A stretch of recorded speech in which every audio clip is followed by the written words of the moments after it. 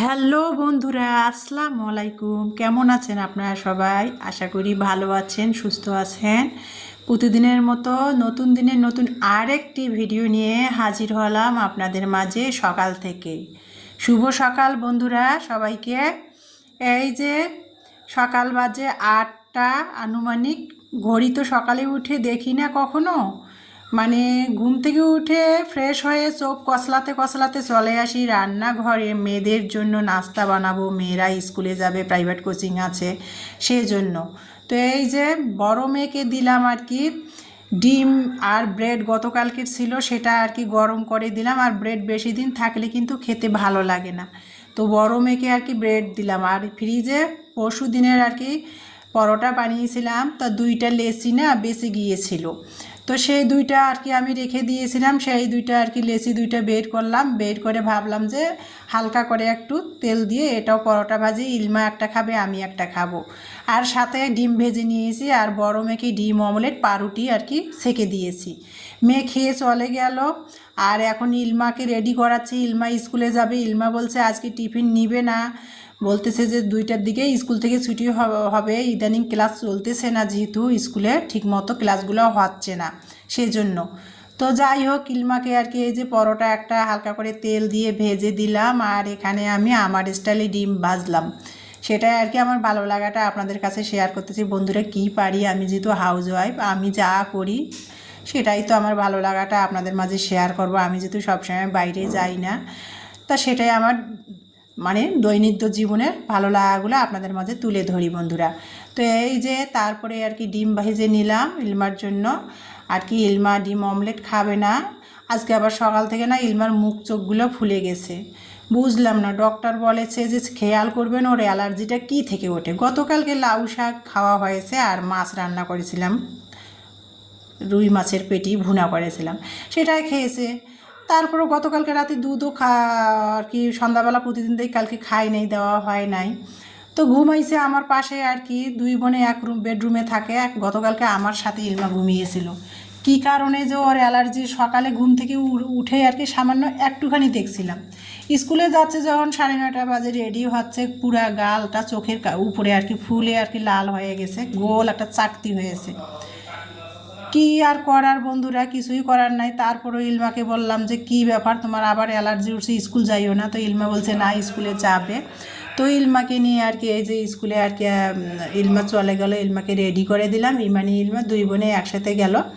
আর আমি ইমানিকে গাড়ি ভাড়া দিলাম, দিয়ে আর কি এই যে বন্ধুরা সকালবেলা মেয়ে ঘুম থেকে উঠে মেয়ের বেডরুমটা মেয়ে কিন্তু গুছিয়ে নিয়েছে। এখন আমি আমার কাজগুলো আর কি করব। তো 2 মেয়েকে আর কি রেডি করে পাঠিয়ে দিলাম স্কুলে, এই 2 মেয়ে চলে গেল। আর এই যে ইমানের বেডরুমটা, ইমানি সকালে ফজরের নামাজ পড়েই পড়া রিভেজ দেয়, দিয়ে কিন্তু ওর বেডরুমটা গুছিয়ে ফেলে। তো যাই হোক বন্ধুরা, সেটা করেছে। আমি আর কি এই যে বাসি নাস্তা খাওয়া হয়েছে, 2 মেয়েকে নাস্তা খাই, আজকে আমিও আর কি শর্টকাট নাস্তা একটা পরোটা খেয়ে নিয়েছি 2 মেয়ের সাথেই। আর এই যে নাস্তা খাওয়া হয়ে গেল, এখন সকালে ভাবলাম যে বাসি ঘরগুলো ঝাড় দেই। দিনে তো কতবার যে ঘর ঝাড় দেওয়া হয় তার কোনো হিসাব নাই। তো যাই হোক, ঘর ঝাড়ু দিচ্ছিলাম, তো আমার ভালো লাগাটা সেটাই আর কি আপনাদের মাঝে শেয়ার করতেছি, যে ভাবলাম যে সকালে আগে ঘরগুলো ঝাড়ু দিয়ে তারপরে সংসারের অন্যান্য কাজগুলো করবো। ইলমার বাবাকে ফোন দিয়েছিলাম, ইলমার বাবা আর কি অফিসের কাজ করতে করতে আর কি তারপরে আর কি গাড়িতে উঠবে 12টার দিকে, অফিসের আর কি অর্ধেক বেলা কাজ করবে, তো আসবে, বাসায় আসবে। তো সেই জন্য আর কি তাড়াই করতেছিলাম, যে ঘর ঝাড়ু দিচ্ছি আর চিন্তা করতেছি কি রান্না করব। গতকালকে তো ফেরিওয়ালার কাছে লাউ শাক নিয়েছিলাম আর চিচিঙ্গা নিয়েছিলাম, তো চিচিঙ্গাটা রান্না করা হয়েছিল না আর কি। তো চিচিঙ্গাটা ফ্রিজে আছে, ভাবলাম যে বাজার যেতে ইচ্ছাই করে না, কেন জানি হাঁটতেই ইচ্ছা করে না। তো সেই জন্য ভাবলাম যে চিচিঙ্গা রান্না করব কি দিয়ে, মাছ দিয়ে, রুই মাছ দিয়ে। তো রুই মাছ দিয়ে চিচিঙ্গা দিয়ে রান্না করব।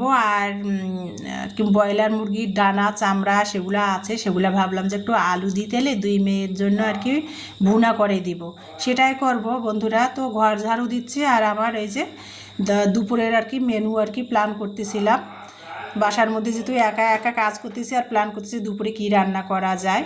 তো ইলমার বাবা আসলে বাজার করবে, আমার বাজার যেতে ভালোই লাগে না। মাছ মাংস যদি না থাকতো তাহলে আর কি মাছ মাংসর জন্য হলে বাজারে গেলে কাঁচা শাক সবজি আনা যায়, মাছ মাংস তো ফ্রিজে আছেই, শুধু একটু সবজির জন্য না বাজার যেতেই ইচ্ছা করে না। তো সেটাই আর কি ঘর ঝাড়ু দিচ্ছিলাম আর আমার ভালো লাগাগুলো আর কি আপনাদের মাঝে শেয়ার করতেছি আর কাজ করতেছে, আর ব্রেন্ডের মধ্যে অন্য চিন্তা ভাবনা চলতেছে আর কি কী রান্না হবে। তো যাই হোক বন্ধুরা, ঘরগুলো ঝাড় দিয়ে নিচ্ছিলাম। দেখেন রাতের বেলা শোয়ার সময় কিন্তু অনেক ঝাড়, পুরা বাসাটা ঘরগুলো ঝাড়ু দিয়ে কিন্তু আমি ফ্রেশ হয়ে তারপরে ঘুমায় পড়ি। সকালবেলা ঝাড়ু দিই, দুপুরে ঝাড়ু দিই, তারপরে দেখেন কি ময়লা। আর এখন তো শীতের আমেজ পুরো পড়ে যাচ্ছে, মানে শীতকাল পড়লে আমাদের দিনাজপুরে না, মানে শীতের সময় প্রচুর ধুলা হয়, প্রচুর ধুলা। শীতের সময় না, একটু রোদ উঠলেই ধুলা হয় আর কি, এত মানে অবস্থা। উঁচু জায়গা উত্তরবঙ্গের মধ্যে দিনাজপুর, ঝড় বৃষ্টি তো তুলনামূলক একেবারে হয় না, যার ফলে আর কি একটু যদি রোদ উঠে না তাহলে প্রচুর ধুলা আর কি হয়। দিনের 4বার 5বার ঘর ঝাড়ু দিলে মনে হয় যেন কতদিন ধরে ঘর ঝাড় দিই না, এরকম অবস্থা।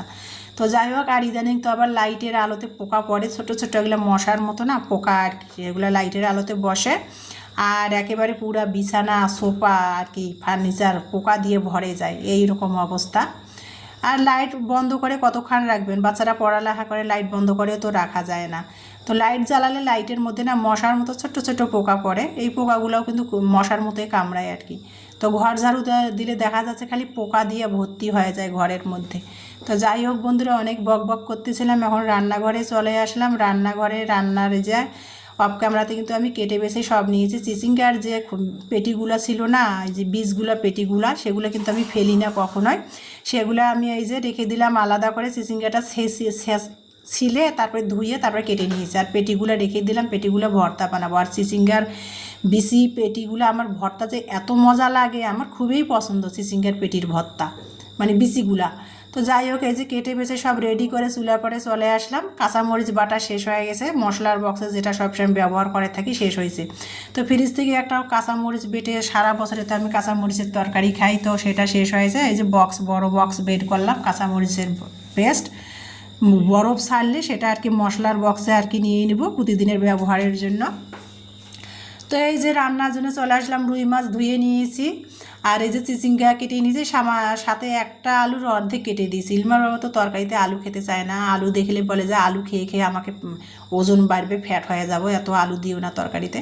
তো মেয়েদের জন্য তরকারিতে আলু দেয়, আমার দুই মেয়ে তো আবার আলু লাভার, তরকারি রান্না করলে আলুটা খোঁজে। মেয়েদের জন্য আর কি চিচিঙ্গা দিয়ে মাছ রান্না করবো, মেয়েদের জন্য আর কি একটা আলুর অর্ধেক দিয়েছি, আর ইলমার বাবাকে আলুটা দিব না আর কি, তো আলু একটু দিলাম। যাই হোক, আলু এমনই একটা সবজি, সব কিছুতে না দিলে সব কিছুতে দিতে হয়। তো যাই হোক, এই যে তারপরে এই যে সব ধুয়ে তারপরে চুলার পাশে রেডি করে চলে আসলাম, রান্না করব মুরগির ডানা চামড়া আলু দিয়ে ভুনা আর চিচিঙ্গা দিয়ে রুই মাছের একটু ঝোল। আর চিচিঙ্গার না পেটিগুলা বিসিগুলা সেগুলো ভর্তা বানাবো আজকের আমার মেনু আর কি দুপুরে। তো এই যে বন্ধুরা, ভাবলাম যে একটু শাক নিয়ে আসি। ফেরিওয়ালা বাসার সামনে আর কি, রাস্তার সামনে চিল্লাইলো, 3তলা থেকে নামতে নামতে দেখা যায় ফেরিওয়ালা চলে যায়, এই জন্য আর কি ভাবলাম থাক আজকে শাক নিব না। ইলমার বাবা শাক সবজিটা খুবই পছন্দ করে। গেলাম না, 3তলা থেকে নামতে নামতে দেখা যাচ্ছে সবজিওয়ালা চলেই যায়, এই জন্য আর গেলাম না, যা ছিল ঘরে সেটাই রান্না করব।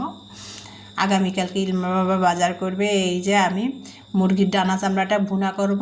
তো মুরগির ডানা চামড়াটা ভুনা করার জন্য মাংসের মধ্যে যে আমরা রেগুলার মশলাগুলো যেগুলো দিয়ে থাকি, আদা রসুন বাটা, গরম মশলা, আস্ত গরম মশলা, জিরা ধনিয়া বাটা, এইগুলাই আর কি দিয়ে মশলাটা কষিয়ে নিচ্ছি। বন্ধুরা, আমি তো আর রান্নার চ্যানেল করি না যে ডিটেলসে আপনাদের সাথে শেয়ার করব। তো এই যে আমার ডেলি লাইফের ভিডিও, আমি প্রতিদিন যেভাবে খাই, যেভাবে পড়ি চলি, সেটাই ভালো লাগাগুলো আপনাদের সাথে শেয়ার করি। তো এই যে তারপরে মাছের মধ্যে আমি কিন্তু মাছটা আজকে ভেজে রান্না করব না, মাছটা কষিয়ে রান্না করব, কাতলা মাছ। ইলমার বাবা মাছ ছোটোই হোক আর বড়ই হোক, মাছ ভেজে রান্না করলে ওই মাছ খাবে না, মুখে তুলবে না, বলে যে মাছ ভাজলে ওই মাছের স্বাদ লাগে না। তো এই যে ইলমার বাবা যেহেতু বাসায় আসবে, এই জন্য ভাবলাম যে মাছটা কষিয়েই রান্না করব। তো তার আগে মাছটা ধুয়ে নিলাম, আর লবণ আর মরিচের গুঁড়া, হলুদ দেই নেই, সামান্য একটু মরিচের গুঁড়া আর লবণ দিয়ে মাছটা মেখে রাখলাম 5 মিনিট। তো ততক্ষণ মাছটার ভিতর ঝালটা আর লবণটা ঢুকে যাক। আর এই যে মাছ রান্না করার জন্য পাশে তো আমি মুরগির ডানা চামড়াটা একসাথে আলু সহ ধুয়ে নিয়েছি, নিয়ে একসাথে কষাচ্ছি। আর অপর পাশে চুলায় আমি মাছ রান্না করবো। এই যে কাঁচা মরিচের পেস্ট দিলাম 1 চা চামচ, রসুন বাটা, জিরা ধনিয়ার গুঁড়া, হলুদের গুঁড়া, লবণ, আর কি রেগুলার যে মশলাগুলো আমরা মাছের মধ্যে দিয়ে থাকি সেগুলো দিয়ে পাশের চুলাতে আমি এই যে মাছের জন্য আর কি মশলা কষাচ্ছি। মাছটা যেহেতু কষিয়েই রান্না করব, আগে মশলাটা কষিয়ে নিয়ে তারপরে আমি মাছটা কষাবো। তো এই যে মুরগির ডানা চামড়াটা আলু দিয়ে কষা হয়ে গেল, একসাথে যেহেতু সব কিছু দিয়েছি তো একসাথে আর কি ডানা চামড়া তো সিদ্ধ হইতে সময় লাগে না, এই জন্য আলুই ডানা চামড়া একসাথে কষিয়ে নিয়েছি। কষা হয়ে গেল, তারপরে আমি পানি দিয়ে ঢাকনা দিলাম পাশের চুলায়। আর অপর সাইডের চুলাতে আমি এই যে কড়াইতে করে মশলাটা কষা হলো, দেখেন মশলাটা তেলের উপর উঠে আসছে। এখন কিন্তু আমি এই যে লবণ আর মরিচের গুঁড়া দিয়ে মাছটা মেখে রেখেছিলাম, তো সেটাই আর কি হলুদ দেই নাই, লবণ আর মরিচের গুঁড়া দিয়ে মাছটা মেখে রেখেছিলাম। যেহেতু মশলা কষিয়ে মাছটা রান্না করবো এই জন্য হলুদ দেই নেই, হলুদ দিলে দেখা যাবে যে গন্ধ আসবে। এই যে মশলা কষিয়ে নিলাম, নিয়ে তারপরে এখন আমি এই যে মাছটা কষিয়ে নিচ্ছি, রুই মাছগুলা। আর এইভাবে আর কি ইলমার বাবা বাসায় থাকলে এভাবে আমি মাছ রান্না করি, যে মাছেই হোক যত বড় মাছেই হোক এভাবে কষিয়ে রান্না করতে হয়, তাছাড়াও ভাজা মাছের তরকারি মুখে তোলে না। তো এই যে মাছটা কষা হয়ে গেলো, কীভাবে আমি কষিয়ে নিলাম এপিট উপিট করে 3 মিনিট করে 6 মিনিট মাছটা কষিয়ে নিলাম। মাছটা প্রায় সিদ্ধ হয়ে গেছে, মশলাগুলো মাছের ভিতর ঢুকে গেছে, মাছগুলো কিন্তু আমি তুলে নিলাম। যেহেতু আবার তরকারি রান্না করলে আবার তরকারির উপর দিব, সেই জন্য বেশিক্ষণ মাছগুলো সিদ্ধ করিনি, মাছের ভিতরে একটু লবণ মরিচ ঢুকে গেছে, মাছগুলো কষিয়ে তুলে নিলাম। নিয়ে এই যে ওই মশলার মধ্যে কিন্তু এখন আমি আর কোনো মশলা দিই নেই, ওই মশলার মধ্যে আমি চিচিঙ্গাটা দিয়ে কষাই নিচ্ছিলাম। আর পাশের চুলায় এদিকে মুরগির ডানা চামড়া আলু দিয়ে ভুনা করছে, এটাও প্রায় হয়ে আসছে। এটার মধ্যে একটু ভাজা জিরার গুঁড়া ছিটিয়ে দিব, দিয়ে তারপরে এই মুরগির ডানা চামড়ার তরকারিটা নামিয়ে নিব। আর এই যে অপর সাইডে কিন্তু আমি এই যে চিচিঙ্গাটাও কষাই নিচ্ছি। আর চুলার মধ্যে ম্যাজিক চুলাতে আমি একটু পানি বসিয়ে দিয়েছি। আমি চিচিঙ্গা বলেন, ধুন্দল বলেন, ঝিঙা বলেন, এগুলো তরকারিতে সবসময়, লাউ বলেন, আমি সবসময় গরম পানিটা দিয়ে থাকি, তাড়াতাড়ি সিদ্ধ হয় বা খেতেও তরকারিটা ভালো লাগে। তো পাশে আর কি ম্যাজিক চুলাতে গরম পানিটা দিয়ে দিয়েছে, আর এদিকে আমি তরকারিটা কষাচ্ছি। আর মুরগির ডানা চামড়ার মধ্যে জিরা ভাজার গুঁড়াটা দিয়ে দিলাম, এখন নামিয়ে নিব। আলু আছে তো ঝোলটা একটু টেনে যাবে, ঠান্ডা হলে এভাবেই রেখে দিলাম আর কি। তাই এই যে এখন আমি আর কি মুরগির ডানা চামড়া আলু দিয়ে ভুনা সেটা নামিয়ে নিব। এই যে দেখেন আমি আমার স্টাইলে কীভাবে রান্না করলাম আর কি। আর পাশে আর কি এই যে ওটা হয়ে গেল, পাশের চুলা থেকে ট্রান্সফার করে নিয়ে আসলাম এই চুলায়, মুরগির ডানা চামড়া রান্না হয়ে গেল পাশের চুলায়। নিয়ে এসে আর কি এই যে কষাও হয়ে গেছে, এটাও আমার প্রায় এই যে ঝিঙের মধ্যে যে পানিটা বের হয়েছিল, যদিও আমি ঝিঙে ধুয়ে কেটে নিয়েছি, মানে কেটে ধুই নাই, ঝিঙাটার ভিতর কাঁচা পানিটা বের হয়েছিল, সেটা আমি ভালো করে কষিয়ে নিলাম। কষা ভালো হয়ে গেল, পানিটা শুকিয়ে গেছে, তারপরে গরম পানিটা দিয়ে ঝিঙের মধ্যে আমি ঢাকনা দিয়ে দিব। আর এখানে পাশের চুলায় আমি যে মুরগির ডানা চামড়া রান্না করার পর ওই প্যানে আর কি তরকারিটা ঢেলে নিয়ে ওই কড়াইতে আমি এখন ওই যে চিচিঙ্গার বিচিটা পেটিগুলা সেগুলো আমি সিদ্ধ করে ভর্তা বানাবো। তো সিদ্ধ করার জন্য এখানে হাফ কাপ পানি দিয়েছি, আর 1 চিমটি হলুদ দিয়েছি, আর সামান্য একটু লবণ দিয়েছি, দিয়ে আমি একটু হালকা করে একটু সিদ্ধ করে নিব। আর পাশে আর কি এই যে দেখেন তরকারির মধ্যে যে গরম পানিটা দিয়েছিলাম চিচিঙ্গার তরকারিতে, দেখেন তাড়াতাড়ি তরকারিটা সিদ্ধও হয়ে গেছে, রান্নাটাও হয়ে প্রায় আসছে। তরকারিটা যখন প্রায় মানে সিদ্ধ হয়ে আসছে তখন কিন্তু আমি এই যে আর কি দেখেন আমি কিন্তু এই যে কষিয়ে রাখা মাছটা দিয়ে দিলাম, দিয়ে ঢাকনা দিয়ে আবার 5-6 মিনিট রান্না করে নিব। যেহেতু বেশি সময় আর লাগবে না, গরম পানি দিয়েছি আর কষাতে তরকারিটা প্রায় সিদ্ধ হয়ে আসছে। তো এই যে তারপরে আমি ওই যে পাতিলটা ধুয়ে আর কি দিয়ে দিলাম একটুখানি তরকারির ঝোল থেকে ঝোলটা তুলে। এদিকে অপর সাইডে কিন্তু আমার চিচিঙ্গার তরকারি হয়ে এসেছে, ওটার মধ্যে আমি একটু ভাজা জিরার গুঁড়ো দিয়ে নামিয়ে নিয়েছি। আর এখানে কিন্তু আমি এই যে এটাই পানিটা শুকিয়ে গেছে, চিচিঙ্গার বিচির পানিগুলো শুকে গেল, সিদ্ধ করে নিলাম। তারপরে এখানে আমি কয়েকটা রসুনের কোয়া, কাঁচামরিচ কয়েকটা আর 2টা পেঁয়াজ ঠুমা করে কেটে আমি এই যে এখানে দিয়ে পরিমাণ মতো সরিষার তেল, মানে 1 টেবিল চামচ পরিমাণ মতো সরিষার তেল দিয়ে আমি আবার তেলের মধ্যে ভাজা করে নিয়ে হয়ে গেল ভাজা। এখন আমি মাটির বাটনাতে ভর্তা বানাবো। আর আমি সবসময় মাটির বাটনাতে ভর্তাগুলো বানিয়ে থাকি, শুধু তিল ভর্তা আর বাদাম ভর্তাটা আমি শিলপাটায় করি, আর সব ভর্তাই কিন্তু আমি মাটির বাটনাতে করি। এই যে দেখেন কত সুন্দর আর কি চিচিঙ্গার বিচির ভর্তাটা আঠালো হয়েছে, আর কত সুন্দর হয়েছে দেখেন। আমি আমার স্টাইলে চিচিঙ্গার বিচিটা ভর্তা বানালাম কিভাবে, সেটাই আর কি ভালো লাগাটা আপনাদের মাঝে শেয়ার করলাম বন্ধুরা। তো এই যে মাটির বাটনাতে কিভাবে আমি আমার স্টাইলে চিচিঙ্গার বিচিটা ভর্তা বানালাম। আর চিচিঙ্গার বিচির ভর্তাটা খুবই আঠালো হয় খেতে, আর এত সুস্বাদু, আমার কাছে খুবই মজা লাগে। আমি চিচিঙ্গা রান্না করলে চিচিঙ্গার বিচিগুলা পেটিগুলা ফেলি না, ওগুলো ফের আমি আলাদা করে ভর্তা বানাই। দেখা যায় ওটা একটা আইটেম হয়। আর ভর্তা ছানা তো মুখরোচক একটা খাবার আমি মনে করি, যে কোনো টাইপের ভর্তা। তারপরে এই যে দুপুরের খাবার বন্ধুরা, এই যে মানে চিচিঙ্গা দিয়ে কাতল মাছ, মুরগির ডানা চামড়া, আলু দিয়ে ভুনা, আর চিচিঙ্গার বিচি পেটি ভর্তা। তো সেটা নিলাম। মাছের তরকারিটা এখন খাবো না, ঠান্ডা হলে রাতে খাওয়া যাবে নি। তো এখন এই যে মুরগির ডানা চামড়ার ভুনা আর চিচিঙ্গার বিচির ভর্তা দিয়ে দুপুরের ভাত খাবো বন্ধুরা। তো ভাত খেতে খেতে আপনাদের মাঝ থেকে বিদায় নিব বন্ধুরা। এখন বাজে দুপুর 2:30। আপনাদের মাঝ থেকে বিদায় নিব। সবাই ভালো থাকবেন, সুস্থ থাকবেন। যারা এখনও আমার ভিডিওটি ভুলেও লাইক দেন নাই, মনে করে এখন লাইকটা দিয়ে ভিডিওটা কন্টিনিউ করে নেবেন প্লিজ বন্ধুরা। আর আমার ভিডিওটি দেখার জন্য আবারও আপনাদেরকে অসংখ্য অসংখ্য ধন্যবাদ জানাচ্ছি। আমার নেক্সট ভিডিও দেখার জন্য সবাইকে আমন্ত্রণ জানাচ্ছি। সবাই সুস্থ থাকবেন, ভালো থাকবেন।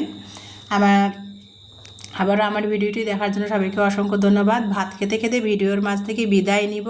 আল্লাহ হাফেজ।